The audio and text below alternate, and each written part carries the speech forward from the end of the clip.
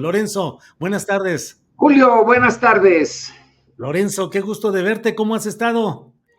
Pues normal, trabajando Ujú, ujú. y, Co- y observando. Híjole, ¿cómo ves todo? Realmente, ¿en qué se centra todo? A fin de cuentas, muchas de las cosas intempestivas y polémicas que estamos viendo parecen centrarse en hechos de las Fuerzas Armadas, del Ejército. La GIE, el GIEI, las reacciones en la Fiscalía Especial de Omar Gómez Trejo, el fiscal Alejandro Gertz, las filtraciones de este grupo llamado Guacamaya. Pero, ¿cuál es el papel de las Fuerzas Armadas en este momento? ¿Garantes de una continuidad política de la 4T? ¿O hay indicios de pugnas y de politización en actitudes del ejército mexicano, de las Fuerzas Armadas, Lorenzo? Bueno, visto desde fuera, por lo tanto quiere decir que contamos con información muy limitada. Creo yo que el papel de las Fuerzas Armadas ahora está puesto en las 8 columnas o el equivalente en los otros medios de información, pues como parte de el choque entre AMLO y la 4T y quienes no quisieran que esto continuara adelante.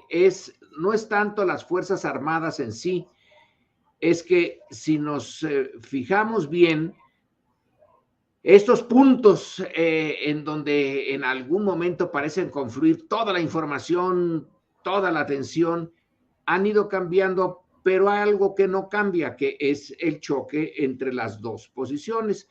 Un choque que me parece inevitable y natural. He oído, he conversado con gente que dicen, válgame el Señor, la polarización, pero si no era necesaria, se está exacerbando. Yo creo que era inevitable, que es una de las de los indicadores de que sí algo está cambiando. Está cambiando en el mundo político, cambia muy poco en el mundo económico, hay cambios en el mundo cultural, en la percepción que se tiene, cada uno de nosotros tenemos de nuestra posición en la política, del país, eso sí está cambiando. Y ahora, bueno, le tocó el turno a las Fuerzas Armadas. Ya venía discutiéndose esto y luego vendrán otras cosas, vendrán otros temas. Pero bueno, por el momento son las Fuerzas Armadas y sí, vale la pena darle vueltas al asunto. ¿Por dónde quieres que empecemos, Julio?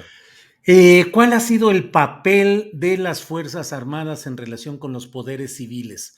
¿Han apoyado, ya han sostenido, ya han obedecido las órdenes de los civiles a cambio de que no se metan en sus asuntos internos, presupuesto, asignaciones, contratos, manejo interno, fuero militar?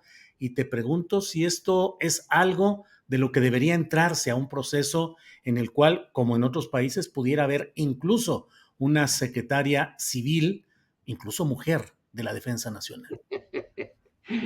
Bueno, está bien plantearlo así. Todas las Fuerzas Armadas de todos los países viven en un mundo relativamente aparte del resto. Tienen, por ejemplo, todas las Fuerzas Armadas tienen sus propias cárceles. Hay servicios civiles de carrera, pero no meten en la cárcel del Banco de México a los empleados del Banco de México que fallaron en algo. Este es un mundo un tanto separado por el hecho de que tienen la fuerza. Entonces viven en una atmósfera eh, no muy diferente, pero sí diferente de la de nosotros. Se les recluta muy jóvenes, estoy pensando no tanto en los soldados, que tienen que ser jóvenes, sino en lo que va a ser los mandos, los oficiales, los jefes y los generales. Esos tres niveles, sobre todo lo de jefes y generales, pues están ocupados por gente que empezó su carrera muy joven, que no ha salido de ese entorno, que los educaron en ese entorno, no sale de él hasta que llega a los 65 años y entonces se jubila con sus prestaciones. Pero es un tanto como si pensáramos en el clero. Se les mete al seminario a algunos realmente muy jóvenes, sobre todo a los que no es el clero secular, sino el regular. La orden se encarga de educarlos, de darles las órdenes de dónde y cómo trabajar, y finalmente de cómo terminar sus vidas dentro de ese circuito, ese círculo. No es muy distinto el de los militares en ese aspecto. Entonces el ejército sí es una agrupación un tanto diferente en sus formas de vida, en su visión del mundo del resto de la sociedad. Pero esto es inevitable mientras existan los ejércitos profesionales, el vivir en su propio mundo. Ahora, lo que interesa es si son eficaces y si no son un factor de disturbio político. En el inicio de nuestra vida independiente, bueno, en el inicio de nuestra vida ya como parte de la globalización y del gran mundo, pues fue con la presencia europea aquí, y no había ejército en México. En el siglo XVI, XVII, hasta el XVIII se forma el ejército. Y no se forma por razones locales, sino por razones internacionales, porque España pues tiene que enfrentar, combatir y temer a poderes externos que se meten en su gran imperio colonial. Les interesa sobre todo la riqueza de estas colonias y atacan. En algún momento tomaron Buenos Aires, por ejemplo, los ingleses, y entonces se hace necesaria la creación de un ejército, pero no por razones internas, sino básicamente externas. Todo esto cambia cuando los franceses hacen su revolución y detrás de esa revolución llega Napoleón y Napoleón decide invadir España y entonces España es la que tiene que luchar por su independencia y de ahí sale el fin del imperio y la creación de naciones independientes, entre ellas México. Pero esa primera parte, el ejército está muy presente porque ya se convirtió en algo que no era. Es una fuerza armada para luchar contra otros de los súbditos del rey primero, y ya luego cuando se hace la independencia, pues contra mexicanos, ya como ciudadanos. Entonces el enemigo al principio y los intereses de ese ejército están dentro de México. Es la época de los pronunciamientos, que es una forma muy peculiar. No se da, por ejemplo, en Estados Unidos, se da en España y se da aquí, en donde los que comandan tropas generalmente generales se pronuncian por algo político. Y es casi el instrumento principal de hacer política, que no debió de haber sido el caso. No estaba en las leyes, en la Constitución, pero era un hecho. Y el ejército se hace actor político de primer nivel en México y en muchos otros países latinoamericanos. Así que se acostumbró al poder político, a ejercer poder y dar decisiones, quitar y poner gobiernos. Y bueno, eso va a ser el pan nuestro de cada día en una buena parte del siglo XIX. Pero la evolución nacional, la evolución de la construcción de la nación va pasando por muchos problemas, pero finalmente cuando la República se restaura, es Juárez, un civil, el que tiene la última palabra en el contexto nacional, en el ejercicio del poder. Pero luego viene Díaz. Díaz es militar, no de carrera, pero de hecho es militar y es un general importante. Sin embargo, y a esto hay que notarlo bien, él se encuentra con que ya los retos que vienen de fuera, que es para lo que sirve un ejército en principio, ¿no? Para enfrentarse a otro ejército profesional. Claro. Pero ya con Díaz esto se hace muy difícil. ¿Por qué? Porque tenemos a Estados Unidos al lado. Y porque Estados Unidos ha crecido mucho y va camino de convertirse en una gran potencia. México no puede suponer que en la relación con Estados Unidos, su ejército, al cual los norteamericanos derrotaron en 1847, puede ser un actor de primer nivel y realmente defender al país de los norteamericanos. Eso va quedando cada vez más atrás y Díaz va disminuyendo el papel del ejército. Son muy pocos efectivos los que tiene el porfiriato. Sí, don Porfirio es un general y qué tal en los fotos y en los cuadros de Díaz.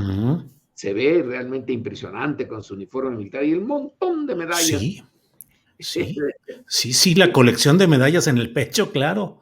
Algunas son, por ejemplo, de la orden de tal o cual cosa que le ha dado el gobierno británico, pero otras son porque en verdad fue un general, pero ya no usa el ejército y el ejército tiene un papel. Tú puedes explicar el porfiriato y el porfiriato maduro sin necesidad del ejército. Es un sistema de alianzas y de pesos y contrapesos entre las élites locales internas, la gente que tiene el control de la tierra, el control de las fábricas, algunas son extranjeras desde luego, los bancos, el comercio, y el ejército no se ve más que de tarde en tarde. ¿Para qué? Pues para reprimir levantamientos internos, que no son muchos, pero el caso clásico es el de Tomochic o Tomochic, pronúnciese como se quiera, en donde el ejército quedó muy mal, porque le costó un trabajo del demonio acabar con esa rebelión en Chihuahua. Claro. Y ahora ese mismo ejército tiene, entre otros, ese ejército actualizada su historia, pues tiene entre otros medallas negativas, lo de Tlatelolco particularmente, y ahora lo de Ayotzinapa. Y lo de Ayotzinapa, Lorenzo, parece que es algo que marcó al gobierno de Peña Nieto, que no pudo salir adelante de eso, pero persiste 8 años después, la misma circunstancia difícil y genera turbulencias en el aparato del propio presidente López Obrador y genera la percepción de que este poder militar está imponiéndose al civil, evitando que haya órdenes de aprehensión adecuadas y pues en un escenario muy peculiar. ¿Qué opinas de ello, Lorenzo? Pero ¿para qué va a querer el ejército el poder político como lo tuvo en el 19 y como lo tuvo en algo que todavía no he examinado contigo durante la revolución? Ahí sí, ahí eran sus chicharrones los que tronaban. Ellos tenían el poder, ellos decidían quién era gobernador, ellos se peleaban por los puestos públicos y las elecciones valían nada. Era el ejército. Pero también, igual que en el siglo XIX, las cosas fueron evolucionando.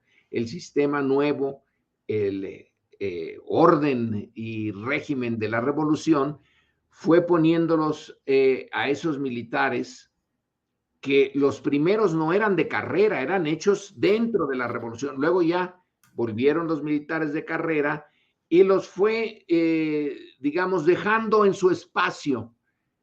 No se metía mucho en los asuntos internos, pero la dirección es civil, porque en cierto sentido los generales de la revolución eran civiles vestidos de militares. No hicieron carrera en el colegio, a partir del colegio militar, ni nada de eso. Pero ya en los años 40, sí hay ya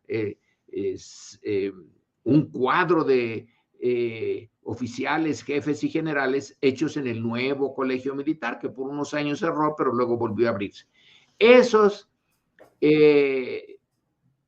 Esas fuerzas también tienen una peculiaridad, igual que ya en el porfiriato, no están hechas para pelear contra ningún otro ejército. Muchos de los ejércitos latinoamericanos, el argentino tiene problemas o ve con cierto recelo al brasileño, al chileno, el chileno al peruano, etc. Nosotros no tenemos eso. Entonces, una fuerza armada en la realidad para asuntos internos, aunque la Constitución dice que no se puede meter en asuntos internos. Es una contradicción que no hemos resuelto, pero ahí está. Y dentro de esto, el régimen, a la hora de estabilizarse, dejó el mando a partir de los años, segunda mitad de los 40, en manos de los civiles, y no han vuelto a ver militares en la presidencia, y muy poquitos han sido militares en retiro en los gobiernos estatales. Entonces, Tlatelolco, y ponle otras cosas. La cantidad de veces que pequeñas partidas militares que tienen que vigilar el campo, por ejemplo, se pelean. Hay una tesis ahí en el Colegio de México, en un estado en particular, pero supongo que pasa en muchos otros, con quienes roban el ganado, con gentes que están fuera del orden. Pero son los civiles los que tienen el mando del sistema. Cuando se les atora algo, entonces sí piden el apoyo. Y Tlatelolco es ese momento. Pero no son ellos los que inician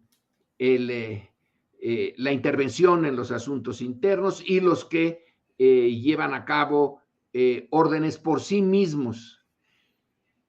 En Tlatelolco, pues ya lo sabemos todos, pues fue Díaz Ordaz, y se pone mucho énfasis en cómo usó no al general García Barragán, que era el secretario de la Defensa, sino a un general Oropesa, que era el del Estado Mayor, que estaba más cerquita del presidente, y es una parte del ejército que a veces no está bien vista dentro del propio ejército, o no estaba, porque ahora ya no existe.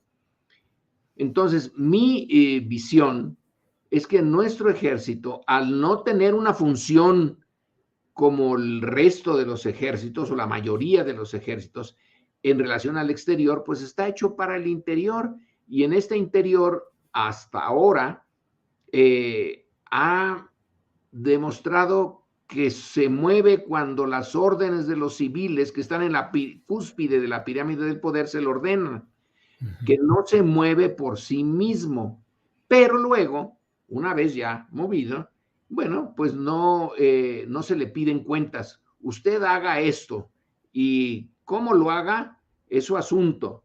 Y si en Tlatlaya, pues resulta que hay más muertos de los debidos, pues es su asunto, pero usted resuelve eso. Sin embargo, no se mete en otras cosas que nosotros, los civiles, hasta arriba de la pirámide del poder, no queremos. Y a mi juicio, esa es la lógica que ha funcionado, no necesariamente con las reglas legales y constitucionales, pero tampoco es que el ejército ande buscando poder político. Ahora, tú dices, pero en este gobierno se le han dado muchas responsabilidades, pero ¿las buscó o se las dieron? Y si se las dieron, ¿por qué, Julio? Porque es la única fuerza organizada dentro del aparato del gobierno. Tiene su servicio civil, pero es pésimo. No es realmente un servicio de carrera, es un servicio que ha sido hecho en buena medida con negociaciones con los sindicatos. El ejército no tiene sindicatos. Con que cada que cambie el gobierno, pues cambia un montón de mandos intermedios ahí, y es una forma que no es nada más mexicana, de darle empleo en el gobierno a tus seguidores, pero no son de carrera, no son profesionales hechos para servir al gobierno independientemente de quién esté allí, y que no se les puede quitar porque tienen derechos y son en ese sentido medio neutrales. ¿Quién sí es así? El ejército. El ejército es un servicio que tiene un tipo de educación, y vaya que se tienen institutos de educación, que obedece órdenes y que para quien las da, que es hasta arriba el presidente, es confiable, porque otros no son confiables.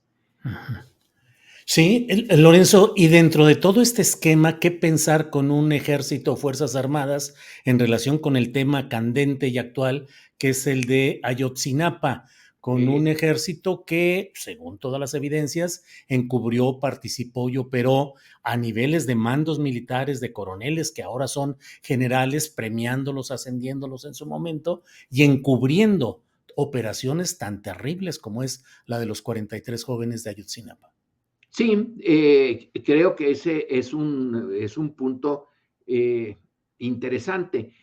En cierto sentido, el gobierno y el Estado mexicano perdieron el control de Guerrero o de unas partes de Guerrero. Aunque el ejército estaba allí, ya no tenían el control. Quien tiene el control es el narco, es el crimen organizado. Ellos son los poderes reales que están ahí, y se apoderaron también en cierta medida del ejército de esa región.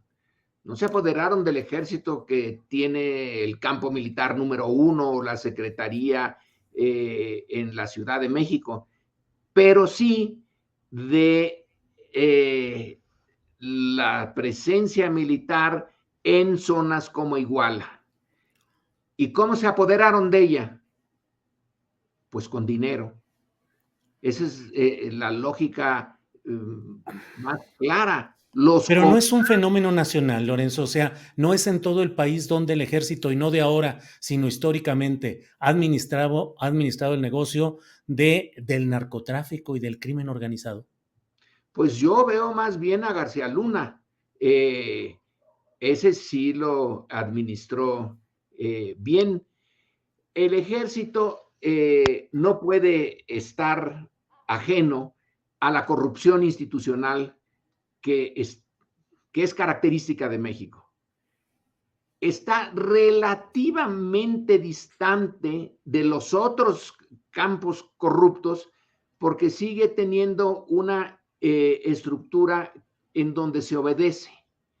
Y si la parte de arriba se decide a ir en contra de la corrupción de algunos de los mandos intermedios y de la tropa, se procede en su contra. Si no decide hacerlo, pues los deja, y yo creo que un poco luchan con su conciencia, porque yo no sé quién gana en la lucha, en cada caso es diferente. Ellos están educados para el servicio a la patria, el patriotismo, etcétera, etcétera. Esa es su educación formal. Su educación real es ver que los de arriba son una punta de corruptos. Y entonces tienen, yo supongo, esos sentimientos encontrados. Algunos, sí, de planos, desde cuando empezó el narcotráfico allá en Baja California, el que lo organizaba era el coronel Cantú, pero el coronel Cantú no era militar de carrera, es producto de la revolución. Y luego ahí se van los cuerpos policíacos, los gobernadores, los presidentes municipales, y como el grupo de expertos independientes, el grupo interdisciplinario de expertos independientes, siempre se me olvida cuál es, Sí. lo señalaba ayer cuando examinaron las intercepciones de los teléfonos, cómo hablan de el capitán Martínez Crespo y de un teniente, que se me va el nombre, al cual se les da su comida. Bueno, su comida, supongo yo, es el dinero. Uh-huh. Y que sopa de cangrejo o algo así, supongo que eso se refiere al tipo de mordida o de corrupción, pero están ya metidos en una zona en que el Estado mexicano perdió el control. Ese es el verdadero problema, la pérdida de control, la existencia de ejércitos pequeños, pero bien pagados, bien armados, en ciertas zonas en donde el crimen organizado ya controló, pero incluso eso del crimen organizado controlando zonas no se pudo haber hecho si el mando civil no lo acepta y lo combate desde el principio. Tengo la impresión, claro, habría que ver caso por caso, Julio, si en Michoacán, ¿qué fue primero, el huevo o la gallina? Igual que en Guerrero, ¿quién empezó el tema de la corrupción? Pero ya entrado en este juego, pues sí, el ejército no es impermeable a eso. Oye, Lorenzo, pero institucionalmente y como resultado concreto de hoy, la Secretaría de la Defensa Nacional, la Secretaría de la Marina, nuestras Fuerzas Armadas, estructuralmente están ya afectadas por el crimen organizado y por la corrupción, o tú consideras que son, como nos has venido narrando y comentando, pues hechos más bien circunstanciales, parciales. Yo me pregunto, ¿lo sucedido en Iguala muestra una conducta estructural institucional o es un accidente? No, accidente no es, pero una conducta estructural en todo el sistema, en todas las zonas militares y en todos los cuerpos de oficiales, jefes y generales. Yo creo que habría que probarlo, Julio. Entiendo, y porque ya he visto cómo te leo desde hace años, y tu suspicacia y sospecha en este campo, la entiendo. No puedo probar lo contrario de lo que tú dices, pero tampoco tú puedes probar lo contrario de lo que yo digo. Estamos en un punto intermedio. Sí, hay casos concretísimos, lo de Ayotzinapa no deja lugar a duda. Y sin embargo, ¿quién abrió finalmente los archivos? ¿Quién le dio al grupo de investigadores que viene de fuera y que son muy profesionales? Ellos dicen, no nos querían dar los datos, ¿no? Uh-huh. Y lo dicen abiertamente, pero ya los tienen. Uh-huh. Un ejército que se conduce, todo el ejército, como implican tus sospechas, no se los hubiera dado nunca, porque no hay quien lo obligue. Más allá de ellos tienen la fuerza. El presidente podrá decir misa, pero si ellos deciden cerrarse y no dar ningún archivo, no lo dan. Y sin embargo lo abrieron. Y ahí están los propios investigadores, dicen, aquí está cómo están hablando sobre el teniente, sobre el capitán Crespo, sobre el coronel, que no dicen su apellido, pero pues se supone quién es. Uh-huh. Entonces, el mundo en que se mueven estas Fuerzas Armadas, insisto, es como la iglesia. Pues sí está el padre Maciel, y porque está el padre Maciel, que vaya que sí fue corrupto en grado extremo, pues aunque yo no soy creyente, supongo que el grueso de la iglesia más o menos se comporta de acuerdo a sus reglas y que sí obedece al Papa, pero no todos. Y me parece, siempre me pongo a pensar en el ejército y en la iglesia, pues como dos organizaciones que tienen mucho en común en cuanto a organizaciones. Claro. El presidente dice, yo di un manotazo, que no lo dijo ayer, pero lo dijo en otra ocasión, y dije que esa información se tiene que dar, y se dio. ¿Quién mandó allí? ¿El ejército o López Obrador? Lorenzo, en algunas lecturas que he hecho, no recuerdo el nombre del autor, vi un concepto que me llamó mucho la atención. Dijo, las Fuerzas Armadas han desarrollado la administración de la impunidad. Y lo aplico ahora. Los archivos recortados, los informes contenidos, o sea, circunscritos para no revelar todo, la visita al campo militar número 1, pero cuando ya no hay mucho que ver ni mucho que probar ahí, ¿no será que estamos en presencia de esa administración de la impunidad desde el campo militar?